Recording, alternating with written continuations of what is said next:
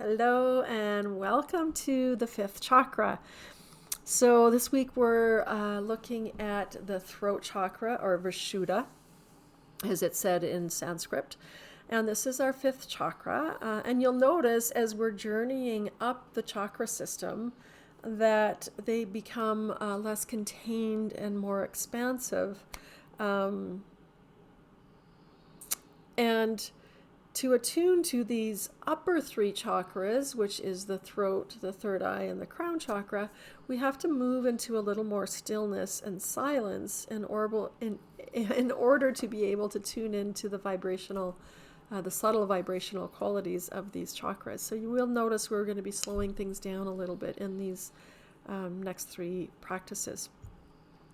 So physically on the body, we're working with the area above the collarbones to the ears. And so our throat, the thyroid gland is very much affected by what we're working with today in a positive way. And it's about our communication and how we communicate. It's the bridge between the heart and the mind and the wisdom of both, and allowing us to effectively communicate our needs, our desires, our creative ideas, and also our boundaries. So if you think back to when we were talking about the first three chakras, the root, we must be rooted and grounded in our root chakra, have those creative ideas in our sacral chakra, and have the power in our solar plexus chakra. We talked about boundaries when we talked about the third chakra.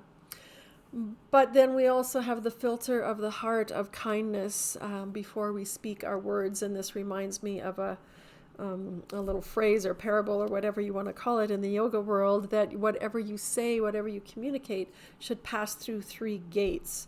The first one being, is it true? The second one being, is it kind? So that's passing through that heart chakra. And the third one, is it necessary? So with our fifth chakra, our throat chakra, we're looking to be able to communicate our authentic truth, but just make sure that authentic truth doesn't mean you no longer have to be tactful and you can say whatever without putting it through those three gates. So what does this look like when it's balanced? So when we quiet ourselves enough to listen to those subtle vibrations that I was speaking about and the messages within, it relates to how well we're able to speak about matters of the heart. When you're deficient with energy there, and I grew up with, looking back, with an extremely deficient throat chakra, unable to communicate anything, you can't express yourself. There's a lot of fear around being humiliated or saying the wrong things, or judgment that hinder truthful expression. And going the other extreme, too much energy in the throat chakra can look like excessive talking, interrupting when people are mid-sentence, talking a lot without really saying anything meaningful, exaggeration, gossip. Those are all related to this particular chakra. And so we're not only going to be talking about what we are communicating with our voice, with the vibration of our voice and language, but also what are we taking in through our ears, because this is all part of this chakra. So how much noise are we exposed to? What are we taking in through TV, through commercials, through social media, through the news? And all these factors influence our consciousness at every moment. And so this week, I invite you to consciously take in less and enjoy the presence of silence a little bit more each day through the following week. So there's a little analogy that I want to share with you before we move on to our actual practices that compares, and I haven't spoken about this, but there's a channel, an energetic channel that moves through the center of the body related with the energy centers of the chakras, called Sushumna. It's the main channel. There's two others, which I won't get into today. But we can imagine this Sushumna as a chord and relate it to a guitar string. And so if this guitar string is too tight, if we tighten it too much, it can, when you pluck it, it can break. And if it's too loose, it doesn't vibrate. So in the same way, all of our experiences through life can pluck this sushuma, this channel, with people, events, experiences, situations that move your soul. And some of them might be positive and some of them might be negative. But these impacts cause a vibration at our core of our being. And they're meant to echo through and express itself back out again, discharging the impact. But what happens when we can't discharge the impact back out again?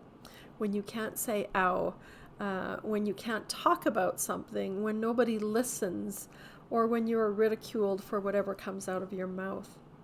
So if related back to the guitar, on the guitar, this is called deadening a string. If you hold the string as you pluck it, it doesn't vibrate the sound back out.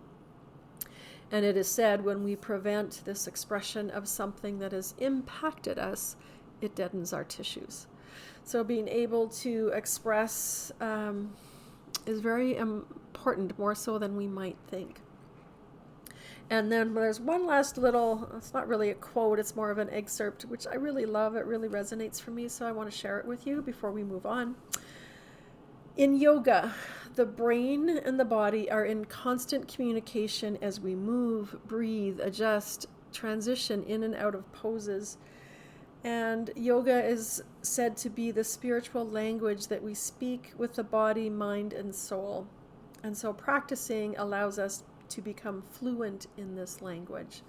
So I thought that was really nice to share with you before we move on into our asana practice or whatever practice you're doing. And just so you know, if you haven't figured out, we are going to be using our voice in our asana practice, some vibration with our voice in our pranayama practice. And I'm going to try and use my sound bowls, my crystal bowls, in the meditation, if I can get my microphone to pick it up without distortion. So that's my hope. Hopefully that will happen.